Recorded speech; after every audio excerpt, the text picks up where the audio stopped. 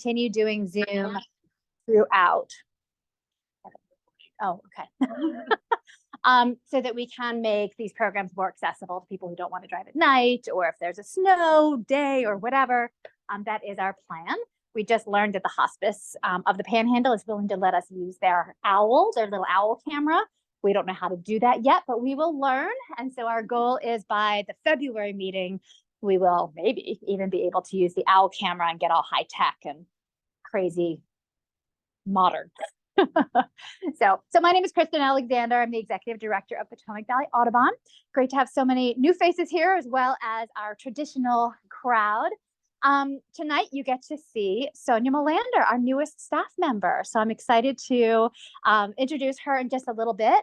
But before we get to that, just a couple of quick updates about really exciting things that have happened recently and things to look forward to as well. We've had a phenomenal year of We Naturalists. We Naturalists is our preschool type program where little ones come with a loving adult, whether it's a grandparent or a babysitter or a parent. And it's just a really fun way to get kids exploring and comfortable in the outdoors with an adult. Different theme every month. And we've been doing this at Cool Spring and at Yankauer recently. And it's been really fun to reconnect with the community around Yankauer as well. So that's been a really huge growth area for us in the last year, about 3 times as many people this year as last, which is wonderful. 4th grade watershed program is going crazy. Laurel Schwartz, for those of you who don't know Laurel. Laurel is a superhero. She coordinates our watershed education program. And this school year, knock on wood, it looks like we're going to be able to reach every 4th grader in Jefferson, Berkeley, and Morgan counties with funding so every kid can do it for free. So we're super, super proud of that, super excited about that. And you can imagine Laurel needs a helper. So Laurel coordinates all of those watershed programs, and she has super help teaching those programs with volunteers. So Rich, I understand you were just out there today? Yesterday? Okay. Today was another program. So lots of field trips out in the field, and Will ready to go. Will is one of our AmeriCorps volunteers. So he's out there all those field trips as well. And all of our trips, all of our programs. We are really fortunate to have a very strong AmeriCorps crew this year. So couldn't be more pleased about that. When they're not doing watershed, they're doing our other school programs. And we've been super, super busy with other school programs as well. Berkeley County Public Service and Stormwater District, Stormwater District is funding all 3rd graders who want to do it with a tree program, which is exciting. And the city of Martinsburg is throwing money into that pot as well. So we're offering that.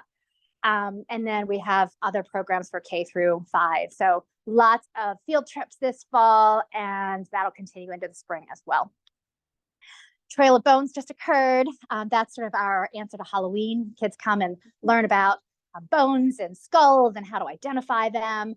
It was a super fun candlelit, luminary from place to place, and then a campfire with stories and s'mores and things like that. And then we've had a lot of art events. I just met Jonathan and his kiddos. There we go. They just came out to this event a couple weeks ago where we had a visiting artist from Maine come down and do a whole series of workshops. And those workshops were also done by her in the local school. So she did all 5th graders at South Jefferson Elementary School and Rainbow Montessori School.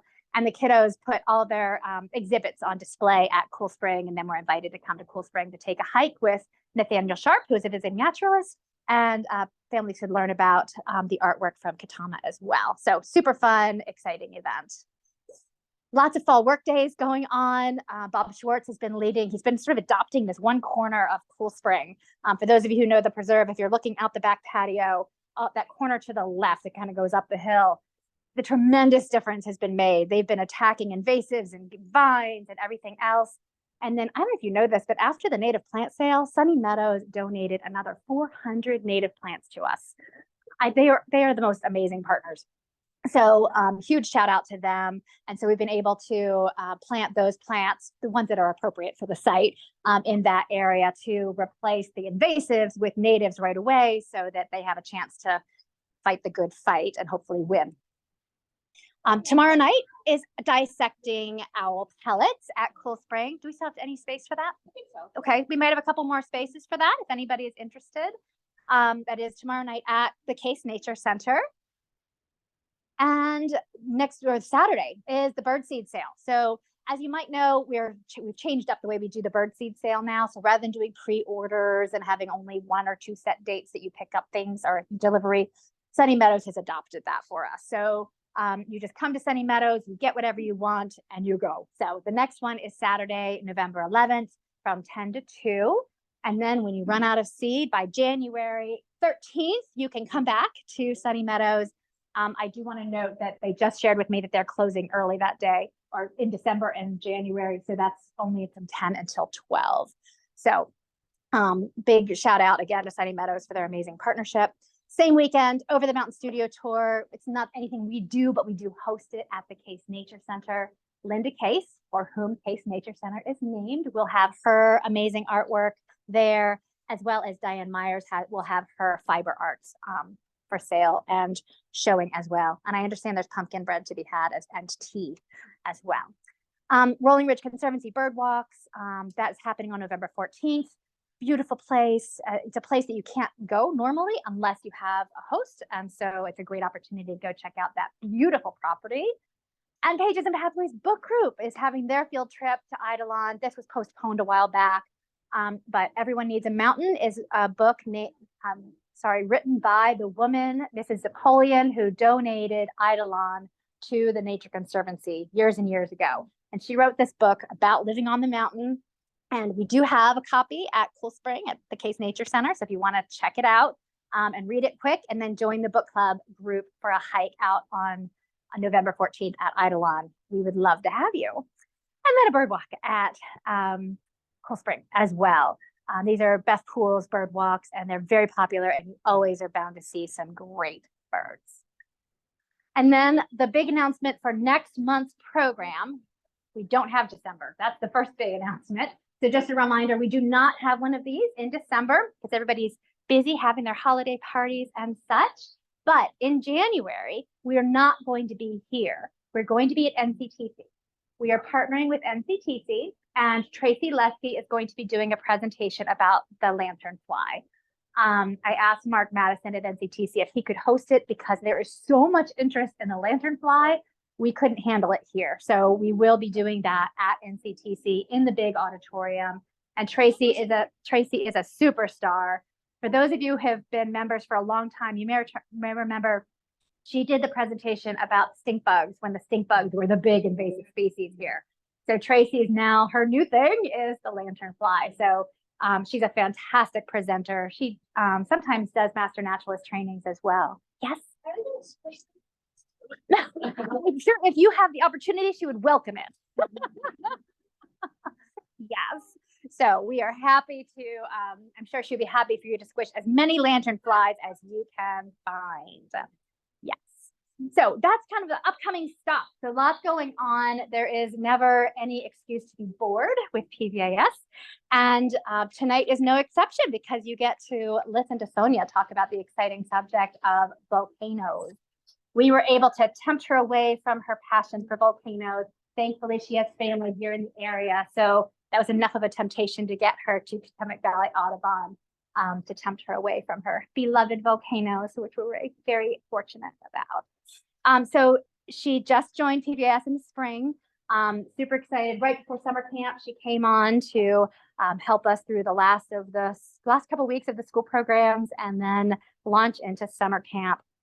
She's been just a phenomenal addition to the team. She started her career in environmental ed during her time as a camp counselor. It's how many of us get our start, myself included, during the summers in college in Western Pennsylvania. And then in 2008, she got her Bachelor of Science in Physics and Geology from the University of Pittsburgh and her MS in Geology from the State University of New York at Buffalo. And then she went on her volcano journey. She worked in informal education at Montserrat Volcano Observatory, Craters of the Moon National Monument and Preserve, and most recently, Mount St. Helens Institute. So we're very, very, very pleased to have her part of Potomac Valley Audubon and for her to share her passion for volcanoes with all of us tonight. So welcome, Sonja.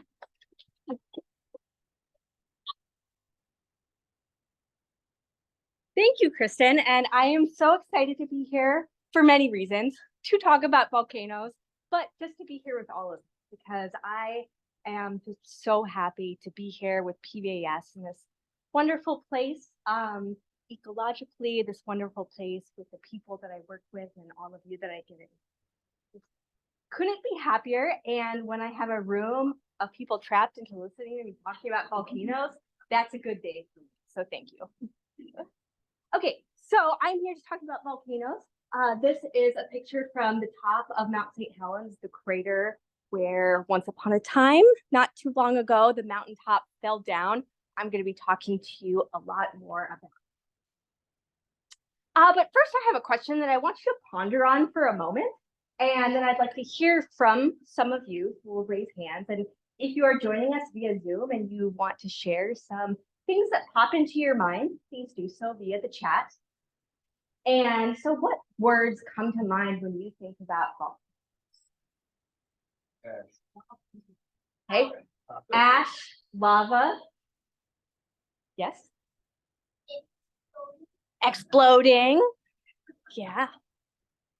Heat. Oh, yeah, that's a good one for sure. Okay, anything coming in the room? Okay, great. Okay, so we're probably going to expand that word list a little bit, right? But right now you're thinking about, the words that have to do with the stuff that comes out of the volcano, things that they do. I'm going to tell you first, just do a quick overview of some of my professional experience with volcanoes, because part of the point tonight isn't just to talk about volcanoes, but also to help you get to know me a little bit. So I want to share a little bit about what I was doing there professionally. I mean, I do have a very scientific background academically, right? Physics and geology, bachelor's and the master's. But education really was where my heart was at always. And so that really shaped my career. And that's why I went right into the education mode after I got those degrees. And a big part of that is because of how deeply I feel this importance of connecting, the science concepts to the real world importance and helping us all to feel like that connection to the places in our lives, and especially at volcanoes when these places can have such a profound and deep impact on your life. So in my journeys at these different places, I had the honor to pick up so many different perspectives that people have around volcanoes. And so as volcano newbies, right, what most people think of are kaboom, explosion, lava, right? But the reality of living with volcanoes is much more nuanced, and people have very complicated relationships to these iconic pieces of their landscape. So I had, the great fortune to be able to work at this place, Superior Hills Volcano, on the island of Montserrat in the Caribbean. It is a little island. Many people haven't heard of it, but it is truly a jewel. It's often called the Emerald Isle of the Caribbean, in part for its Irish heritage, but also because it's so green, or at least part of it was green. Part of it turned gray, really, really gray, starting in the 1980s or 1995. I got so used to Mount St. Helens and talking about the 80s. Okay, Montserrat, 1990. Okay, so then there's me standing there by this big rock. Okay, that's cool. The Caribbean Sea behind me. This is one of the things that I was doing when I was there, Montserrat Science Week. So doing some activities that were sometimes volcano related, but much like here at PVS, right, appreciating many parts of the ecosystem. So things about frogs.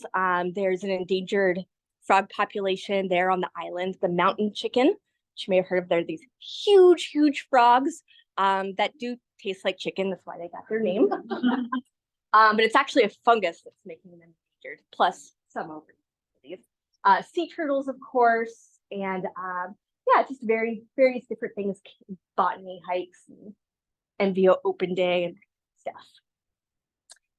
This is a image from a poster that I gave at a conference, just highlighting some of the different things that we were doing. Communication, my role was the education and outreach officer. So as part of that, I was responsible for the website and the social media, but all of these really cool activities that happen on the island. So we're getting kids like to try on, you'll see there's all those orange jumpsuits. So trying on the jumpsuits that the scientists use as actual protective gear, right, when they're going out. They do weekly monitoring operations there. Well, they have monitoring stations recording things like earthquakes and GPS measurements out there taking measurements always. But in the Caribbean, things grow really fast. And if you have things that are operating on solar panels, you got to go trim the weeds like all the time. So yeah, there were these helicopter trips that they would take out. And some of my colleagues there had a few near misses with it during some of the really active time. I was there 2011 to 2012, and the last major eruptive event was 2010. And there was a big eruption that happened at that point. Okay, well, and I wrote a book, by the way. It's self-published, it's on Amazon if you want to check that out. It's a rhyming book about the volcano there and how the scientists watch it.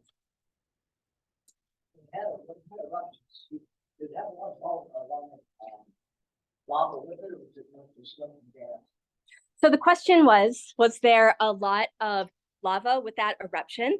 And yes and no, not in the way that you're thinking, probably. Most people imagine lava and think lava flow, right? Like the river of lava that flows down.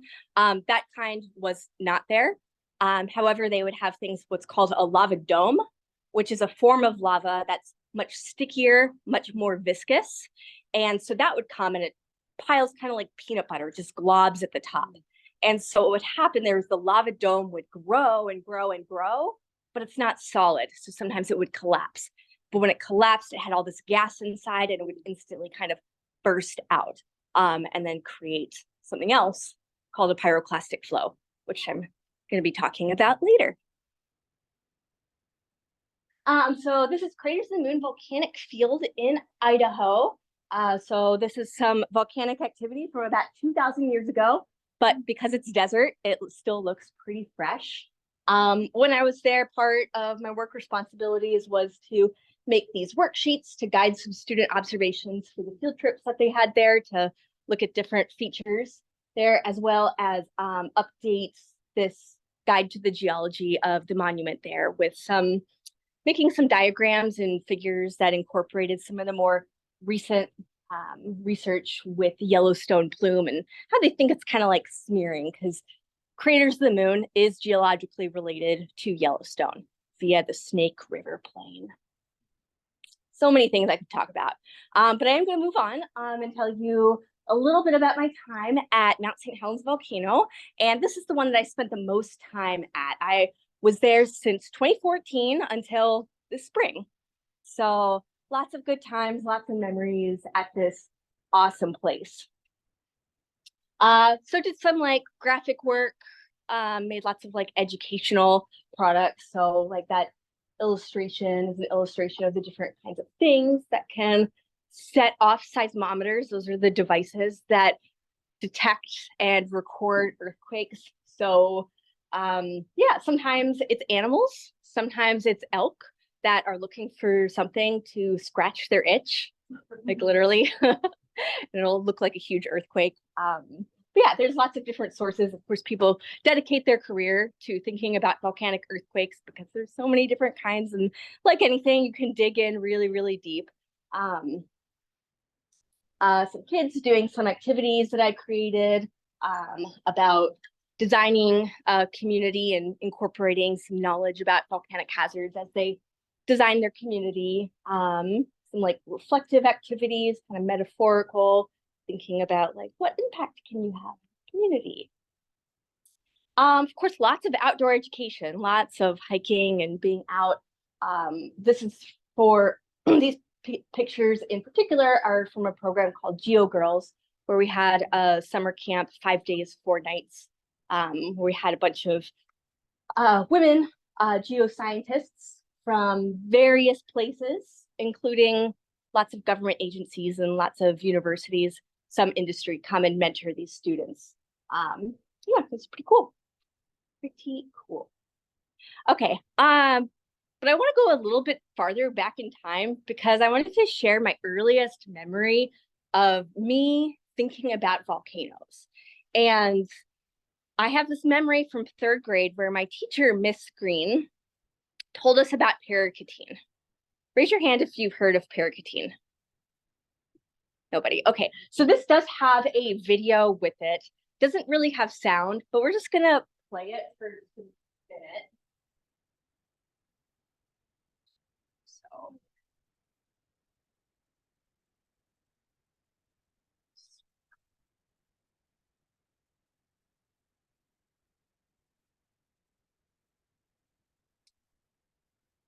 Right. So it doesn't have sound, so I'm just gonna to narrate my story, right, as we watch this. But what my memory is from 3rd grade was my teacher was telling us the story of this volcano. Different time. Okay, here is it. Yeah, the famous volcano that grew out of a Mexican cornfield erupted from 1943 to 1952. But this volcano basically just started growing overnight. Yeah, you've heard of it? Yeah.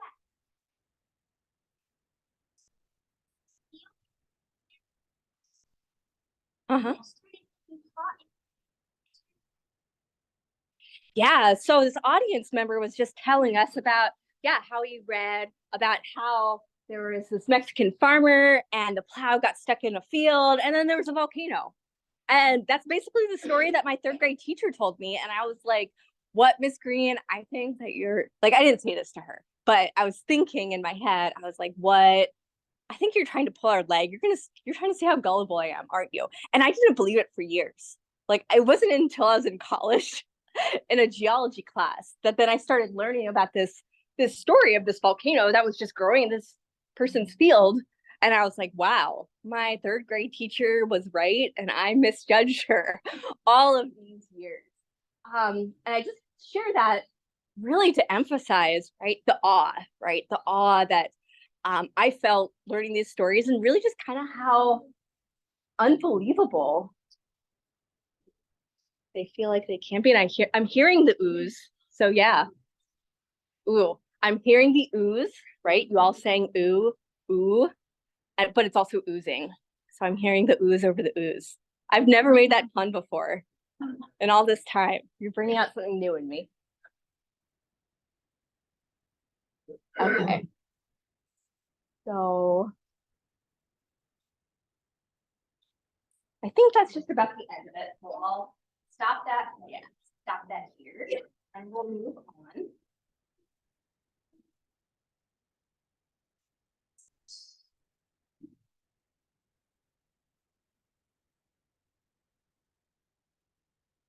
You taking questions throughout? Is a pyroclastic flow typically a result of a lava dome collapse? That's a good question. So the question was, is a pyroclastic flow typically the result of a lava dome collapse? And the answer is sometimes, but not always. So sometimes it's like you have a volcano that blows upward in a big ash column. And if it doesn't have enough momentum to keep going until it lofts high into the air, it might fall down, or parts of it might fall down. And when that mass of material falls down, that can also create one. A few other ways too. I'm actually going to talk more about pyroclastic flows later, so I'll hold off on more detail.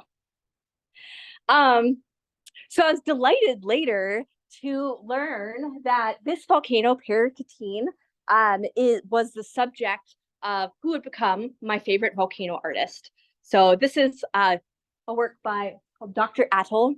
That's more of his like pseudonym. I'm forgetting, like Geraldo Murillo, I think is his given name. And he was a geologist, right? So he actually like observed these things and was thinking about it through that really geological lens. And you can see how he captured a lot of different phenomena happening in this image. And this is 1943. This is when he painted it because he was actually going out into nature And he was doing it. So just like maybe some of you maybe do some of the plein air sessions with the drawing and sketching nature group. Dr. Adel was doing that, but with volcanoes. So you can see that there's lava flows happening. You can see there's this lava being shot vertically into the air. So that's would be making what's called a fire fountain. There's older, but not too old, cooled lava over here. And of course, lots of gas emissions. And even though it's really abstract, it really captures the light really well and textures really well. So you can really tell like what was going on volcanically in this image. He does have some where he gets like a lot more just having fun with it. And I love that too. So in the next few slides, I am going to be showing you just a few different pieces of artwork that I think are pretty interesting. So you can see there's like ash, probably an ash column coming out from the side of the volcano here. My belief in why he like has these really geometric figures is to just kind of emphasize that kind of like craggy nature, like when things kind of fall apart, like sharp ridges. But in any case, one of my favorite artists. So yeah, some artists, of course, focus more on the realistic. Some have more emotional things, and I'll get to that. This is an image, a piece of art that was done following the 1980 eruption of Mount St. Helens. And so this wasn't a painting of the first initial big blast, but one of the subsequent ones. And this person focused a whole lot on how the volcano goes upward and then spreads out in this umbrella plume. So this person captured the structure of how like these things develop and spread out pretty well. But here's another piece of art that was created following the 1980 eruption of Mount St. Helens. And this one, I mean, there weren't fireballs shooting through the sky, right? But if you were living that, maybe that's how you felt, right? If you're living it, you feel a whole lot different, right? So this is an image from somebody who was in the city, probably felt a lot safer, right? This was somebody done by somebody that, you know, was having like a much more emotional time with it, right? And then there's like the fireball here. There's just these very dramatic, like wavy lines here that don't look like it would have looked like at all in the eruption, right? But this is like their experience of it. So this does not look at all like a positive emotional experience this person was having. But like I said, people who live in these places, their relationship can be a whole lot more complicated than just neutral or good or bad. And this is a really lovely example from a project that was just, I think, finished a few months ago, somewhat very recently, where this is from the island of Montserrat. And this was a mural that was designed by secondary school students. So basically like our fifth graders, our elementary schoolers. And they, students that age there wouldn't have lived through any of the big events, but it's still very much like in the consciousness of the people that live there. Like I said, the last major event was 2010. So people are still talking about it, and certainly like members like of their family would be talking about it. You know, when I was living there, I would, you know, pretty much anyone you come across whenever, you know, they're talking about a story of their volcano and their experience. You know, sometimes it is an expression of like beauty, maybe it is an expression of wow, but it can also be an expression of a lot of sadness. Their capital city was buried beneath stone. So people that had homes in the capital city in the mid-90s, they had to leave, and they never knew that it was going to be the final evacuation. So they left a whole bunch of stuff and they lost their home forever. So, you know, that still has like an impact, right? And, you know, those feelings are conveyed like through family members and through telling stories. So in this mural, you can see how on the outer edges, there's these gray rocky zones. There's some kind of like shadowy figures here. There's the incandescent, the glowing volcano up in the upper left. But at this point, right, this is something that is there, right? It's on the edges. It's definitely like a part of their experience, right? But their interaction with the place that they live is much more complicated than that and full of like lots of hope. So they named it Metamorphosis of Hope. You can see there's this young person with a graduation cap, with this going through this metamorphosis, raising up, I think is like they were going with their, reaching for the stars, kind of theme. And all in these like really vibrant elements of all the place that they're at with these flowers. So yeah, that was just a really cool expression that I wanted to share. And again, just this idea that I've just been like picking up at all these different places and carry with me to all the places that like we do have complicated relationships to our spaces. We love them for so many reasons. And when you are in a place where there's natural hazards, it can be a little bit more complicated. So these are all like pretty recent examples. I mean, 20th century and 21st century examples. But of course, humans have been interacting with their landscape for like all of forever since humans have been around, right?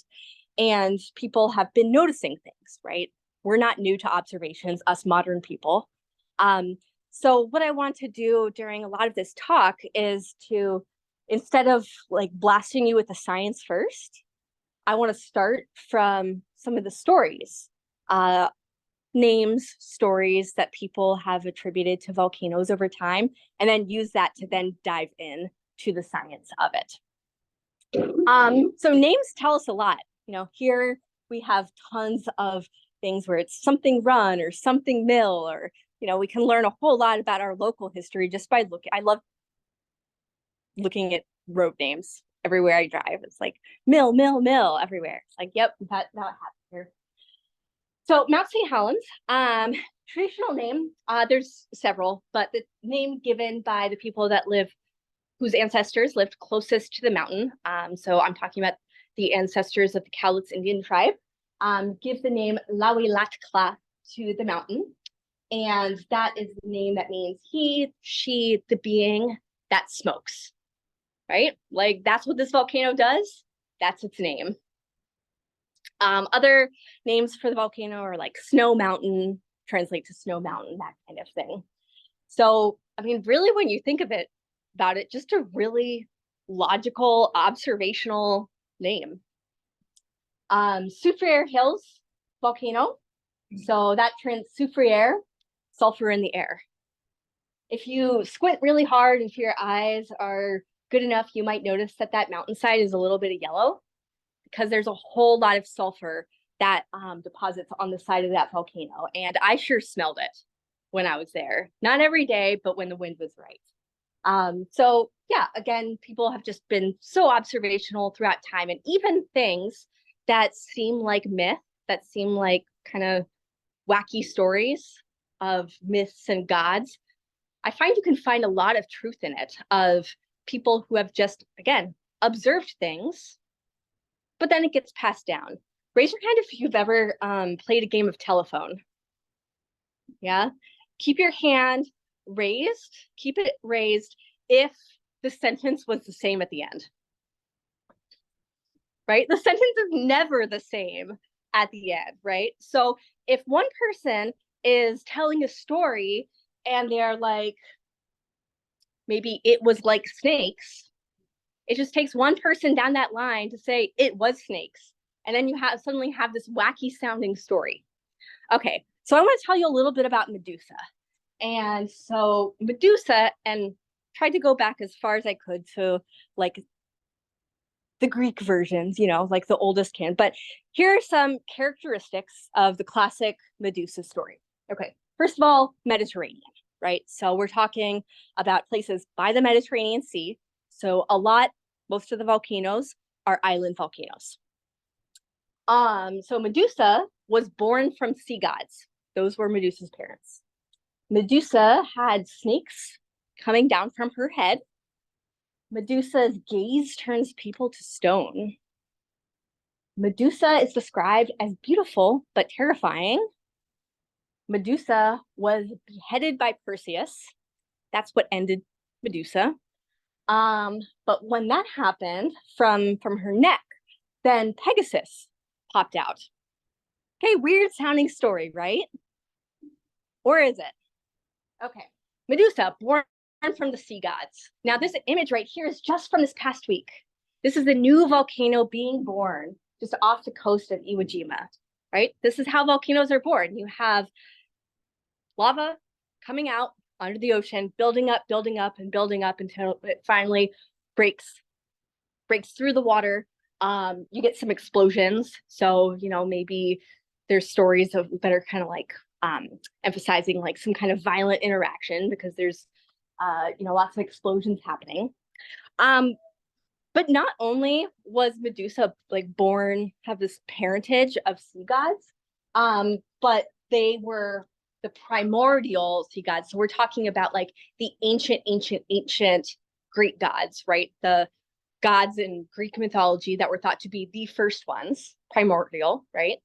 And they're both in this category of gods that are described as under or beneath the earth.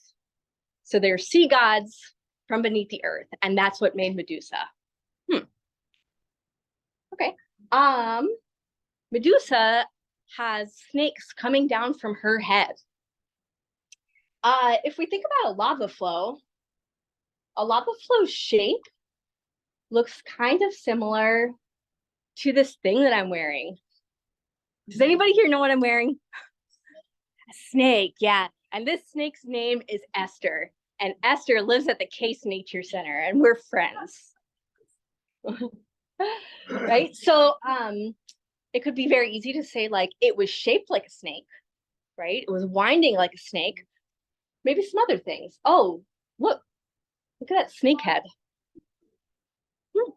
Interesting, right? It was like a snake. What else could be like a snake? Wait. Oh yeah, from the head, right?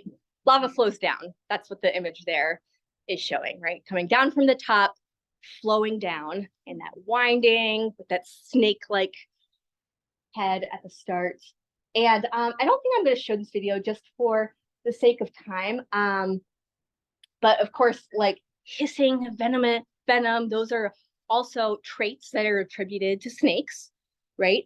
And lava flows do make sounds that sound like hissing, right? Lava flows have poisonous gases that are coming off of them. Scientists that go and study lava flows have to wear respirators. And you probably just shouldn't be near that lava flow anyway, unless you really, really need to, right? So it's very easy for me to imagine, right? Again, somebody saying like, it was like all these things like a snake. And then the game of telephone gives you a story of this lady that has snakes. Turns people to stone. Does anybody know what this is from? Maybe? Pompeii. Yeah. So this is you know, a famous example that, you know, of turning people into stone, right? Of course, that's one that's really well known to us, but it is not the only example of where such things have happened, right? But turning to stone, not only turning to stone, but specifically when it looks at you, right? You have to be facing somebody to look at them, right? So the people who are, you know, in that path of where this thing is facing get turned to stone. Interesting, right? Like this weird part of beautiful but terrifying. This is a picture of mine from Mount St. Helens. Pretty much every picture of that mountain I consider beautiful. And then this is a poem that I decided to add. It's by a writer who some of you might know. She's very famous, Ursula Le Guin. Spent a lot of time in the Pacific Northwest, so she very much experienced this mountain and wrote about the eruption and her feelings and her experience with it. So I'll read a little bit of that out loud, or I'll read that out loud for you now. The earth fell on the earth. It looked like cloud, but it was dirt, the planet turning on itself. Rock, slag, dust, earth gas, earth fire, earthwork, a column of boiling stone, ponderous. From a distance, thunder blew, but in itself earth dark, gray, brown, black, a mountain inside out. And the lightning struck and struck and struck, dancing like a hopjack strung up on the ground cloud, the stone plume jagged between earth and earth. The lightning struck and struck and struck. The forest was dead in the first 5 minutes. Beautiful, but terrifying, right? Yeah. Medusa, right? Medusa met her end when she was beheaded by Perseus.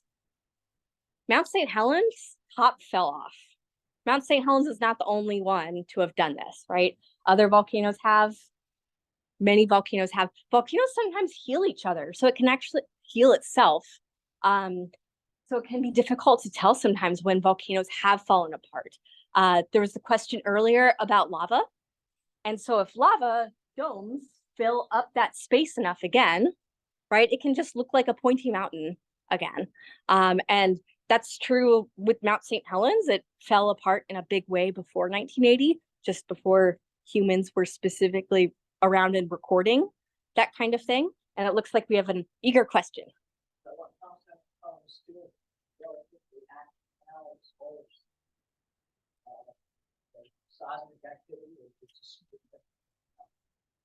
Yeah, so it's described as active scientifically. So that's just in the sense of there is magma still in there. And so it could wake up and do something.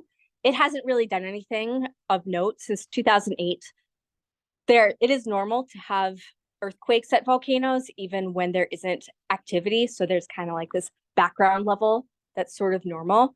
And things are fine. Yeah, it hasn't been that active since 2008.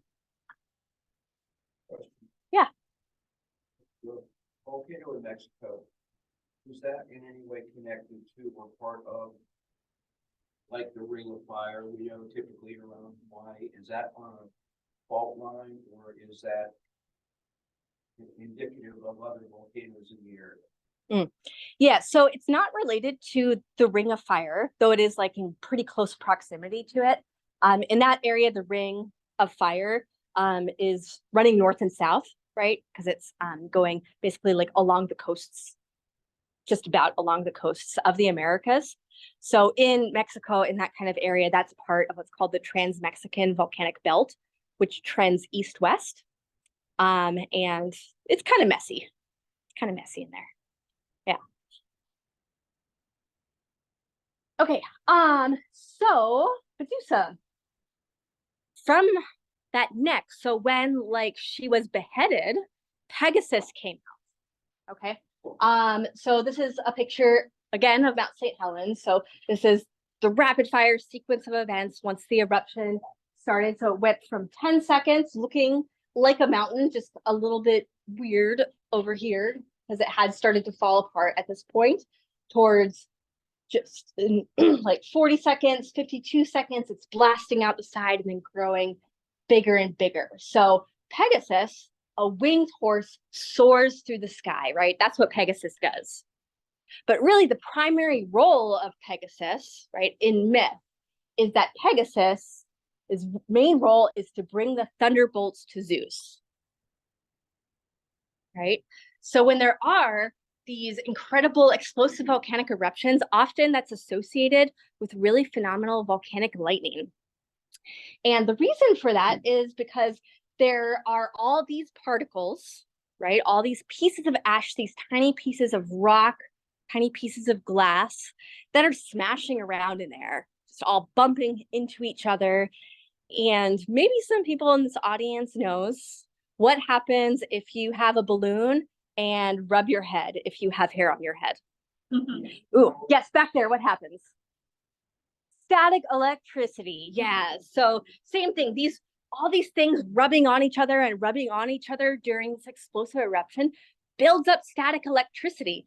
And because this eruption is happening and things are moving up and up, that also makes it so that this charge, this electric charge, is quickly like separating out from each other.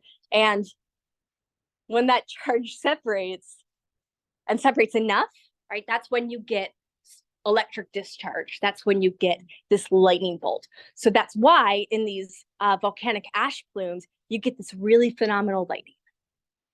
So is it settled that Medusa is a volcano? I mean, no, but am I convinced? Yes, right? And it's really cool to, recognize like these parts of the stories, which I very much appreciated as like a mythology nerd growing up, just like loving it. I mean, how many times did I watch Clash of the Titans? Did I ever think that like, that would be a volcano? No, I didn't. Another thing that I was really into, and I shouldn't say that in the past tense because it is still like a present thing I'm really into, is Norse mythology. And also this artist, which I think is like John Bauer, did a lot of like really cool Scandinavian art with lots of trolls. I'm not going to talk to you about trolls today, even though that I do like talking about trolls. But I'm going to talk to you about this character right here, who is Fenrir the Grey Wolf. Maybe if anybody in the crowd like keeps up with some of the Marvel movies, like maybe you know that like Fenrir is part of the Ragnarok story, or maybe you know that because you're into Norse mythology, or maybe you'll learn that for the first time, whatever. But the point is that this is an important character, especially what's called the Ragnarok story. And Ragnarok in Norse mythology is basically an end of the world story. Except it's not really the end of the world because Ragnarok happens multiple times. It's cyclical, right? So the end of the world happens, there's recovery. The end of the world happens again, there's recovery. When the end of the world happens during Ragnarok, the Midgard falls down, right? So the earth falls down. I'm not going to get into the full Ragnarok story, but I am going to talk to you about Fenrir the Grey Wolf, who is probably my favorite character out of all of them. Okay, so he is a wolf. He is gray. Some characteristics of him, and there's more to share on other slides, but he grows at an astonishingly fast pace. Think about those images that I just showed you from Mount St. Helens, when Mount St. Helens exploded, right? And it went outwards. The stories around Fenrir, like there's specific stories that are just about like the gods wanting to restrain him, going to a lot of trouble to restrain him because the gods were like, this wolf is like bad news bears. This wolf is trouble. Okay, so what else? Yeah, so this is a picture from Montserrat. This is a picture from the earlier days in the mid-90s, before everything started getting buried, but was starting to get buried, right? So there's still the ground right there. And so here's a bit of a translation from some of the Norse sagas, and I'll read it to you. So during Ragnarok, he will break free and run throughout the world with his lower jaw against the ground and his upper jaw in the sky, devouring everything in its path. This gray wolf. It's interesting, right?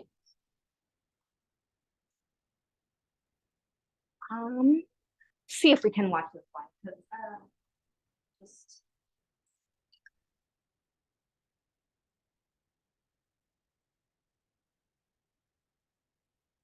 Pyroclastic flows are hot and fast-moving avalanches of rocks, dust, and gas that cannot be outrun.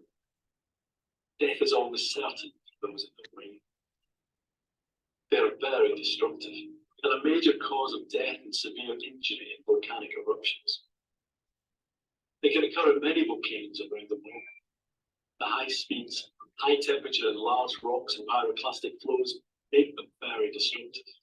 Buildings can be set on fire, badly damaged, and even completely destroyed. There are lots of examples of villages and towns being buried under the hot deposits of pyroclastic flows. The town of Saint Pierre in the Caribbean was devastated by the eruption of Mont Pelée in 1902. 29,000 people died instantly. Just one person survived, suffering terrible burns. The cast of bodies in the Roman city of Pompeii in Italy testified to the instant death of people caught in the pyroclastic flow when the Vesuvius volcano erupted in 1879. Since 2010, Many victims at Sunabung volcano, Indonesia, have been caught in the exclusion zone, having returned to work on their farms or watch the activity unfold. Some pyroclastic flows can flatten forests and pick up objects as large as trucks, throw them around to form lumps of twisted metal. They cause severe trauma and burns on humans and animals, almost always leading to death. There is no protection for those in areas affected by pyroclastic flows. Those hiding in buildings suffocate as they breathe in hot volcanic ash, suffer severe burns, or are buried under the hot deposits. The only realistic protection is not to be there. Lives are saved when communities are evacuated and threatened by the possibility of pyroclastic flow. If the authorities request people to leave, then do so immediately, following any instructions given. Do not return until you're told it's safe to do so.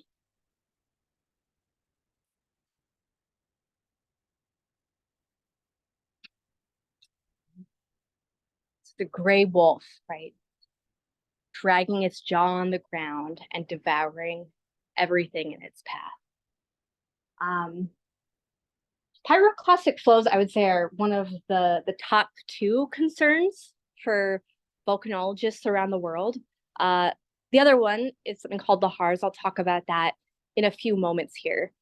But having the perspective of people living overseas and in other nations around the world in the Ring of Fire really is what brings the importance of pyroclastic flows and understanding them, brings that to light on that kind of global scale. Because even here in America, where we do have Mount St. Helens and it has erupted, we have the fortune of having big, wide open public lands, big open spaces where we can have these places to go to enjoy, but we don't have to have our livelihood right on their slopes.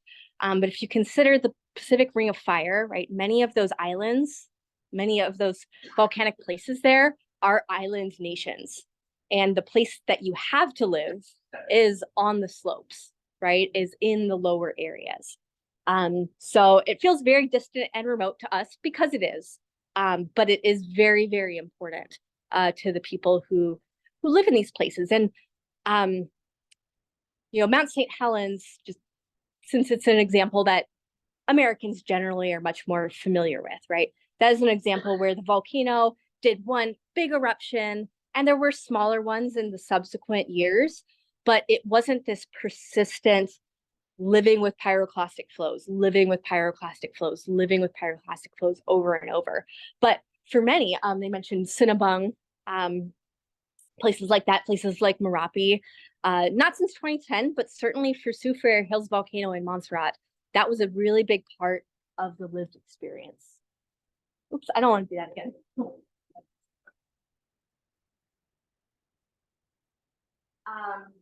This is Montserrat. So just to show you a picture of one of the views of the devastation there. So this was a multi-story clock tower. And as you can see, this is just a roof popping out, but that was a multi-story building. So when I say the capital city was buried, that's what I mean, like multi-story burial. But then there's also this thing called lahars. And I'm not 100% sold, but I think that Fenrir might also have something to do with lahars sometimes. And so what a lahar is sometimes people just call it mud flow. And that's like a perfectly fine name. That's what people often casually use, like people who live around volcanoes would be like mud flow, mud flow. I like to describe lahars as raging rivers of concrete because that's really what they are. It's a river, but there's so much debris in it. It is thick like concrete. And so lahars sometimes happen when there's a volcanic eruption, but lahars can also happen without a volcanic eruption happening because all you need is the loose volcanic debris and then a whole bunch of water really suddenly. So when there's like monsoon season, for example, right, that can wash away all the stuff that was blasted out by a volcano, and then suddenly you have this concrete river somewhere. Or sometimes if there is maybe like some snow that melts really, really rapidly, right? That can do the same thing. Or in some places, sometimes a dam, like a lake, will break, especially if that dam or lake is from a volcanic area and it's just held in by loose debris, right? Not solid rock holding it in. All that weight from the water can sometimes just washes and pushes it away. So this is right here, this image on the right. This is a publication by the USGS, Rivers of Volcanic Mud and Debris. And I just put that up there because, again, this is the other one that volcanologists around the world and in the United States are most concerned with. And so in the United States, Mount Rainier, so that's a little bit outside Seattle, that's a really, really, really big volcano. And there's a whole lot of glacier on top of that volcano. There's a whole lot of glacier that's, not doing so well as well, right? And of course, there's always the question of what if there's magma that comes up and there's some interaction with that glacier? Is it going to melt suddenly? Maybe. Maybe not. That was kind of a weird thing at Mount St. Helens later on, because fun fact, Mount St. Helens has one of the world's only growing glaciers. And that's inside the crater of a volcano. Kind of these weird Goldilocks conditions where the crater walls are so high that there's really good shade. And then there's a lot of rock that falls from the crater walls, so that insulates it.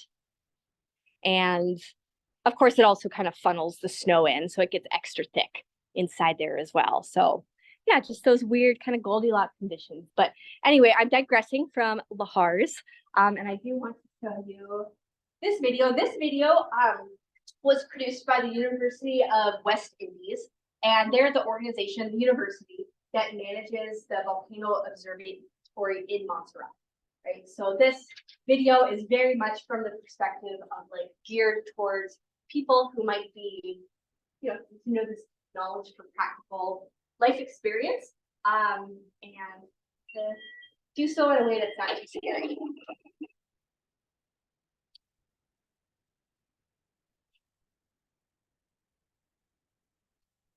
Lahars, a volcanic hazard. Volcanoes can be dangerous even after an eruption has ended. An eruption can cover the sides of volcanoes with loose and ash. When it rains heavily, rock, ash, and debris are easily swept into water, forming lahars. These flows can be greatly destructive. They can flow much faster than someone can run. Lahars can occur anytime during an eruption. And years after an eruption has ended. Lahars also are fast-moving mixtures of water, hot rocks, ash, and debris, such as tree stumps, originating from the volcano.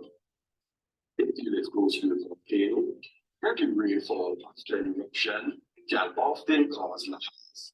Lahars can cause severe damage to communities by carrying away homes, cars, and other property, causing injury to persons and even death. If heavy rain is expected, then the chances of a lahar increase. Persons living near rivers and streams in valleys close to the volcano should take extra precaution, be on the alert, and have a plan to evacuate if needed. If you hear loud rain and see water levels rise in a river or stream, valleys and get to higher grounds as some protection there is. Ash and left behind after volcanic eruptions can remain hot for many months. This may cause steaming in the valleys as lahars containing the hot ash and rocks move down river valleys. The material they leave behind can also be dangerous to walk on or cause damage to vehicles. Stay away from affected areas until weather conditions improve and authorities say it is safe to return.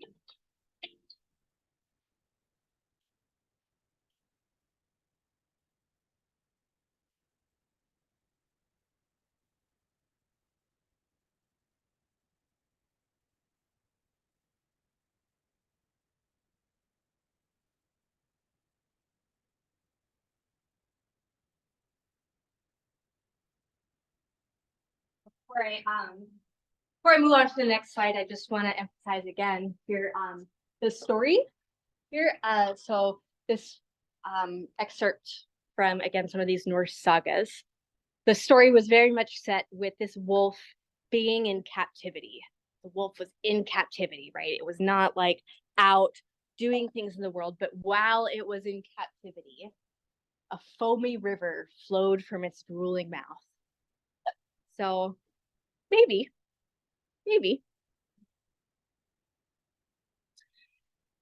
So I say these are dangerous, these are hazardous, and they really, really are. Olahar from the volcano Nevado del Ruiz, that's in the country of Colombia, in the mid 1980s, in 1985, in basically one fell swoop, one evening, killed over 23,000 people, primarily in the city of Armero in Colombia.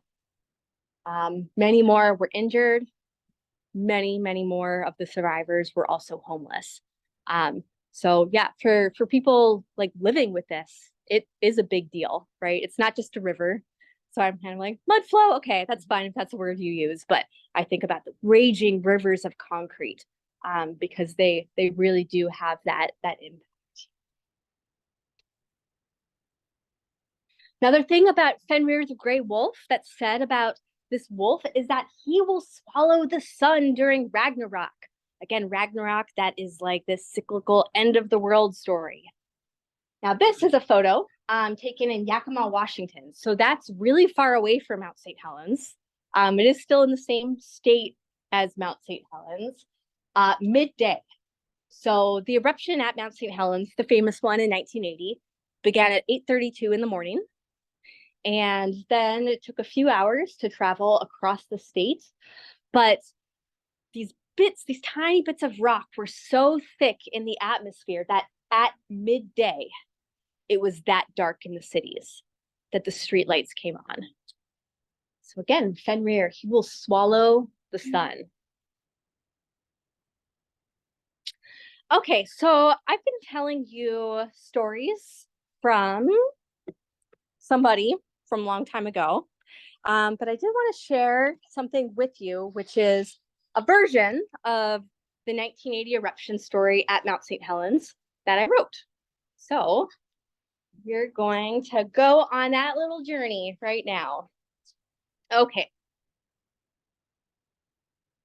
Okay. Some may remember several decades ago, there was a cone-shaped mountain topped with snow. Its name was Mount St. Helens in the Cascades Range, and what happened to it was very strange. This majestic mountain, towering high in the air, was home to elk, coyote, and bear. Ancient forest covered the mountainside, with enormous trees, both tall and wide. Moss, ferns, and other plants galore coated the majestic forest floor. The forest was filled with cool, damp air, scented with the fir trees there. Way up at the top of this mountain paradise was glistening snow and glacial ice. And laying at the mountain's base was Spirit Lake, a beloved place. The mountain's peaceful, peaked perfection was mirrored in Spirit Lake's reflection. People flocked to the lake for play and fun, paddling and sailing in the sun. They came to camps and lodges at the lake shore, to fish and to hike and to explore. All this changed in 1980, in the early spring, when Mount St. Helens did a surprising thing. You see, Mount St. Helens is a volcano, and on May 18th, it would erupt and blow. Now there's no more lodges, no more tents, no more Spirit Lake residents. What happened then? Come and see. Let's take a trip back to 1980. The story begins then with magma underground way deep, when the volcano woke up from many years of sleep. Magma is the hot, molten rock that's found inside a volcano beneath the ground. The magma began rising with a push and a shove, breaking and shaking the rocks above. As the volcano's insides twitched and wiggled, scientists noticed seismometers jiggle. They saw this special kind of earthquake that showed the volcano was alive and awake. But volcanoes don't always have a big eruption, causing massive, terrible destruction. What people wondered, what they needed to know, was it more likely to stay safe or more likely to blow? To find out, more data needed to be collected so any important changes could be detected. Scientists traveled from far to see this event and brought with them special equipment. They used this equipment and different monitoring techniques to watch the volcano over the coming weeks. Inside the volcano, magma kept moving around, rising higher and higher in the ground.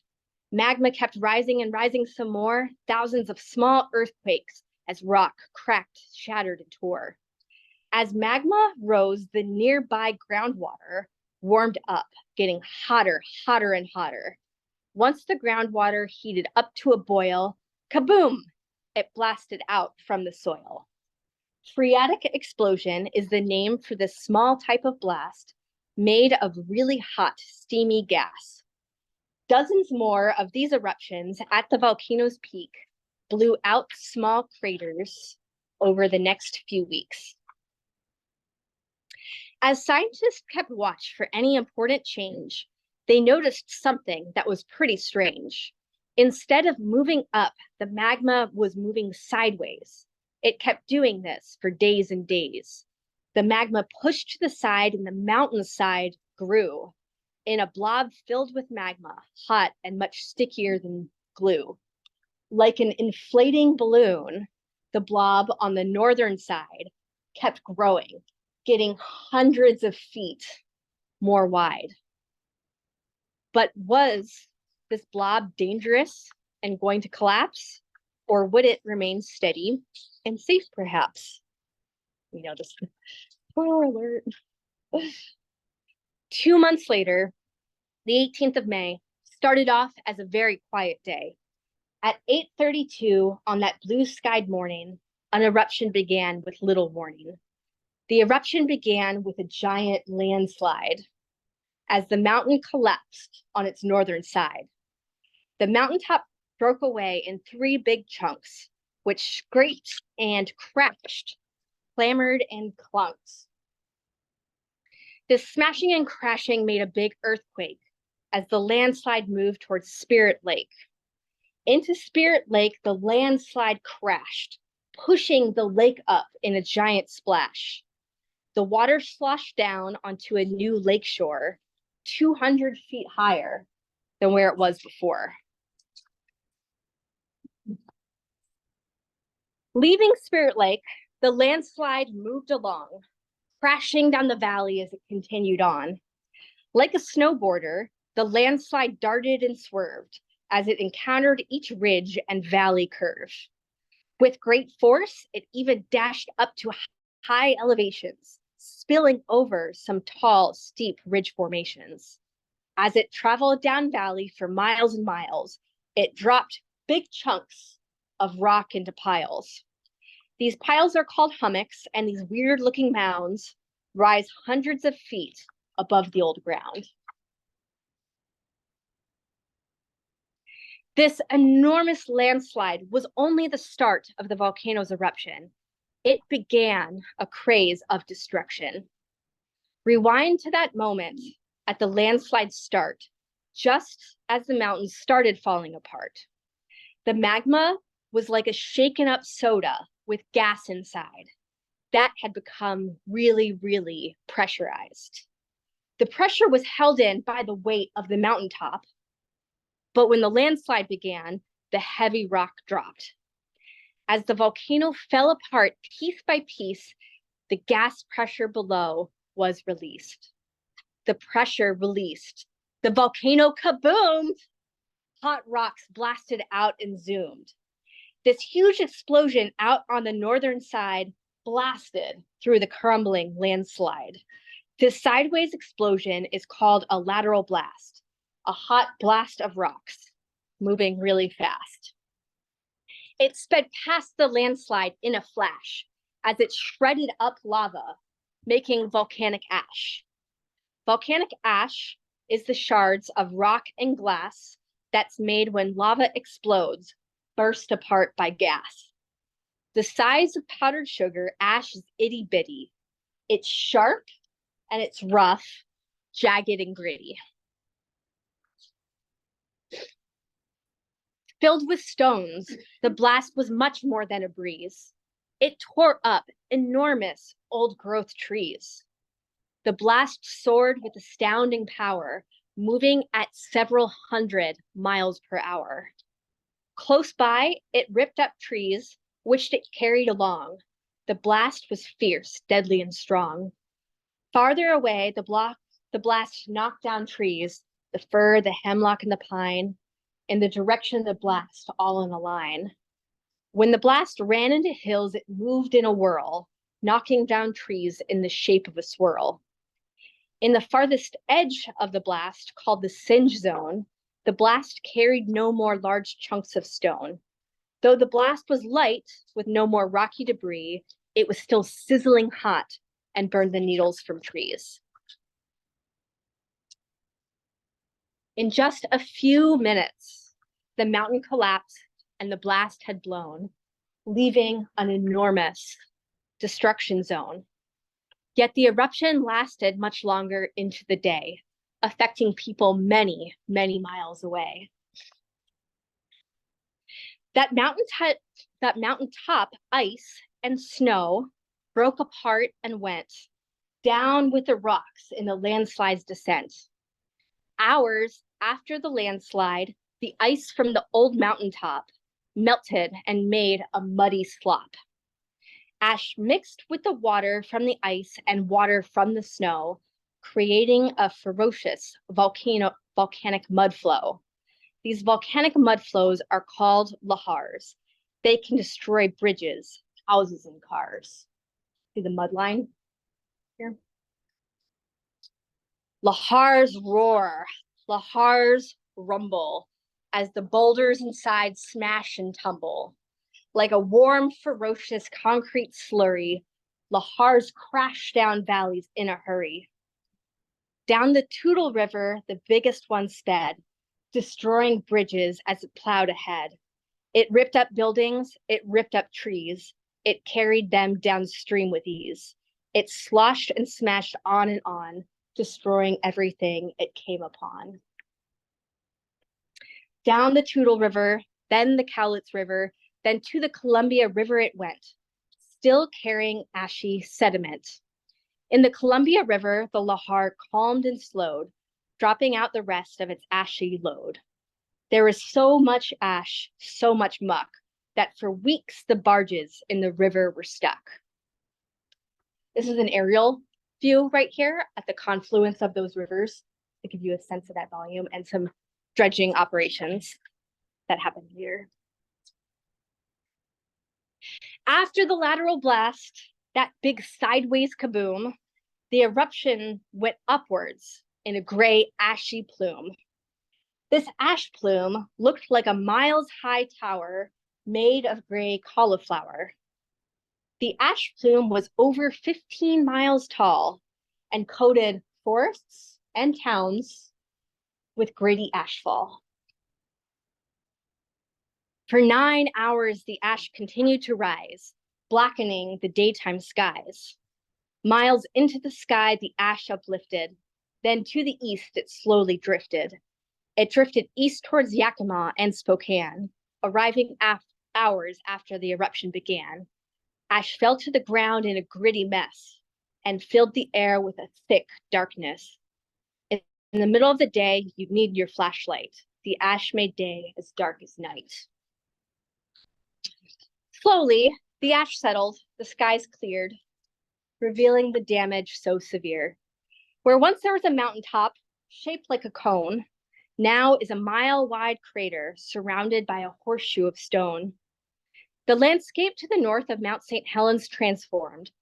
Old ground was buried and new ground was formed. The colors of the land also changed on eruption day, from a dark, lush green to a dreary gray.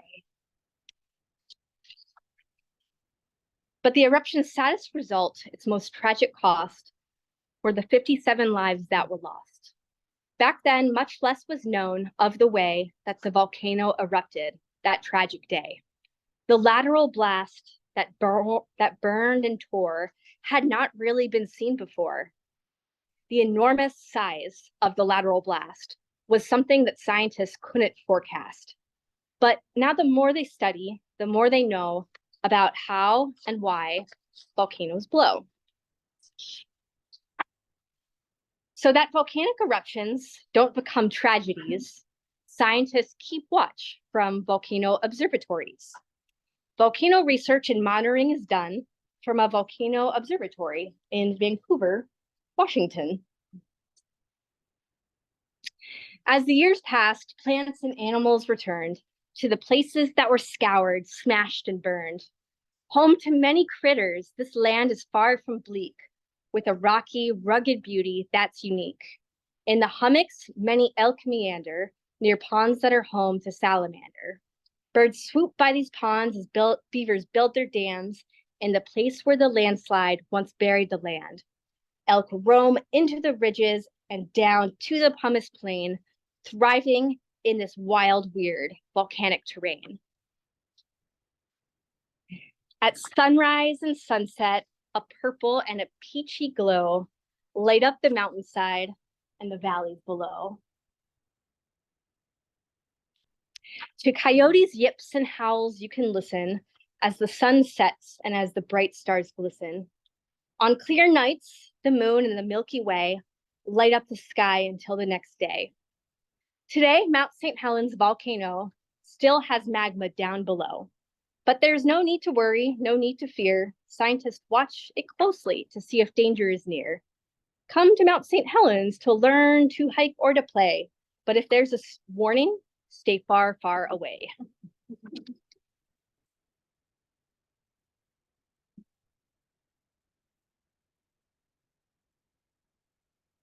Yes. In the earlier slide, you showed a picture of yellow hillside. Mhm. You said it was sulfur.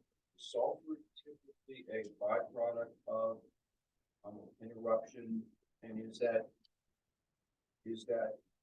latent in the magma, or is it brought up to the surface with magma?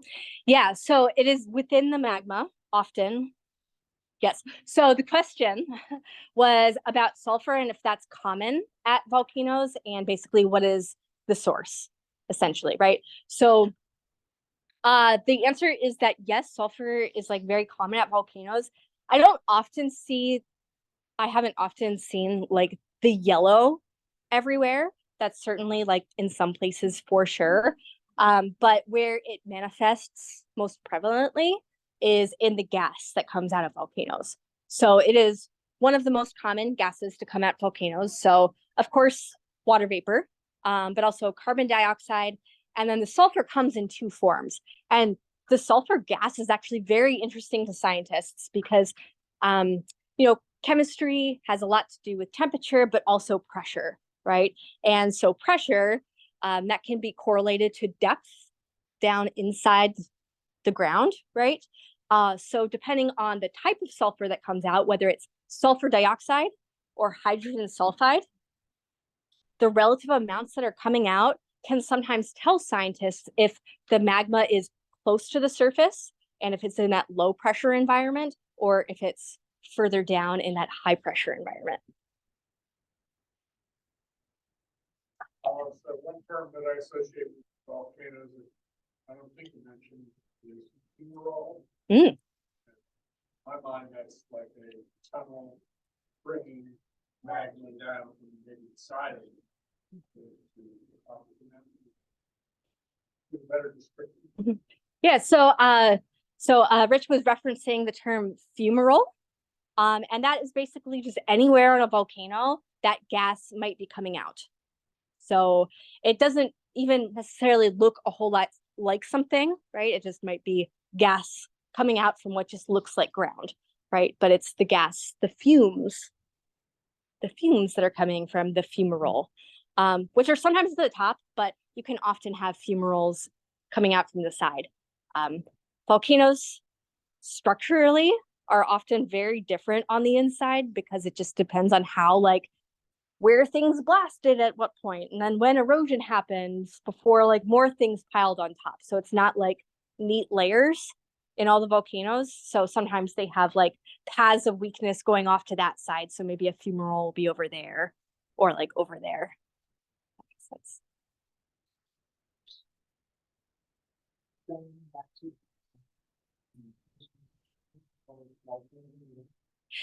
Just visiting as tourists.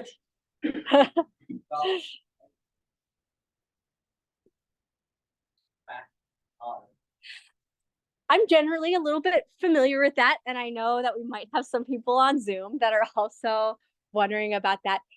Casey. So the question was about Yellowstone. Basically, how familiar I am with Yellowstone, if I have to say anything about Yellowstone. And I will say that, I mean, scientists aren't sweating about Yellowstone. One of the things that is known from observations that the magmatic system there at Yellowstone is really, really crystal rich. Okay. And so what that means as far as like potential eruption is, well, okay, so for an eruption to happen, you need to have like gas that is able to move that magma, push it out, make lava, whether that's just oozing out or whether that's exploding out. But probably everyone in this room, I'm sure, has experience with a honey jar in winter, right? So what is a honey jar in winter like? Anybody want to share? Really crystalline. Yeah. So the honey, right, gets really crystalline. And is it easy to like squeeze out when that happens? No, it's like impossible, right? So the crystals inside honey or inside magma, right, kind of act like, I think about it like microscopic bumper cars. They just make it way too hard for anything else to move around it. So that's a form of like increasing the viscosity. So anyway, because from some measurements, they're determining that it's just really crystal rich, that rocks that have come from volcanoes that erupted just don't have that much crystal content in them. So it's thought the probability is very low. Yes, from a historical perspective, can you tell us what impact volcanoes have on climate change? Great question. Yeah. So for the short term, volcanoes. So sorry. The question was, what impact do volcanoes have on climate change? Right. So in the short term, volcanoes have a cooling effect, right? And so that is because the volcanic gases that come out in the particulates basically block the sunlight, right? And so there's a local cooling effect. That doesn't last very long, right? Because that is dependent on things being in the atmosphere, right? And, weather happens, things drift around, things diffuse out. So you barely notice anything for small eruptions. Of course, the bigger you get up, right, the bigger the effect there is. So certainly within human times, there have been periods of cooling that are pretty clearly, if not definitively, attributed to volcanoes. For example, especially the ones in the 1800s, those are the examples that always come to my mind, like with Krakatoa. Maybe you've heard of Krakatoa. Sound heard world to world. It was just a really big eruption, had a lot of stuff that happened. But there was also a lot of famine that happened after that. There was also a lot of cold. There was this time that was called the year without a summer, when there was snow in July in New York State, where there was like some ice. down in the southern states, like near the Gulf of Mexico, right? Very, very, very cold. Of course, that didn't last long, right? Because again, this effect drifts off, but certainly like some of these like littler ice ages are sometimes attributed to that. Sometimes it can have a warming effect too, I think. This is where it starts to get a little bit tricky, right? But when there's things like, it's called the Columbia River flood basalts, or some of the bigger ones, these things called flood basalts. There's a few examples, one in Russia called the Siberian traps, one in India called the Deccan traps. And those events are linked in time to some of the major extinction events in the geologic record. So what exactly was the cause and effect there? I can't say. Of course, we're talking about something that happened a long time ago. So, you know, is it even the cause and effect, or is it just correlation? I don't know. But when I'm talking about these things called flood basalts, I am talking about layers of hundreds and hundreds and hundreds of lava flows over thousands of square miles. So just a lot of stuff coming out, and therefore a lot of gas coming out. So yeah, that's a really interesting one to dive into. Yes. Okay, let me know if you remember.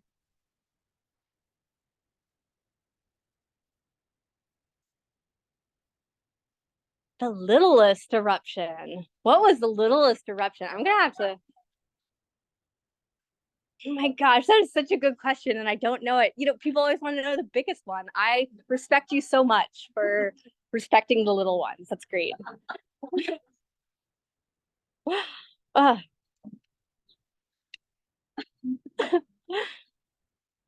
don't have an answer for that. Yeah, I need to do research. You stumped me. You did it.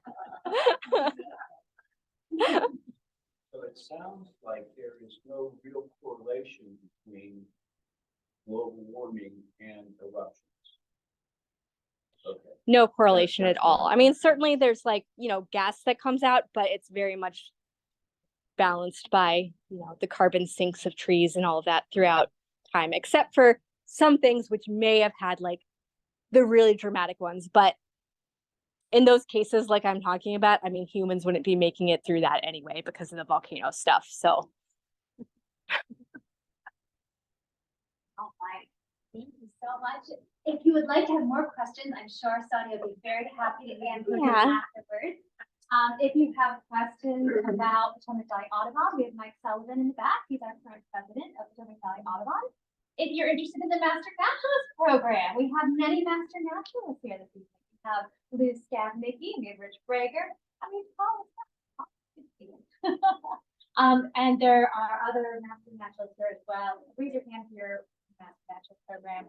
So if you have questions about the Master Naturalist program, you can see any of those folks as well. But thank you all so much for coming out this evening. Remember, we will not see you in December, and we will see you at NCTC in June. All right, thank you so much again for coming tonight. It was lovely.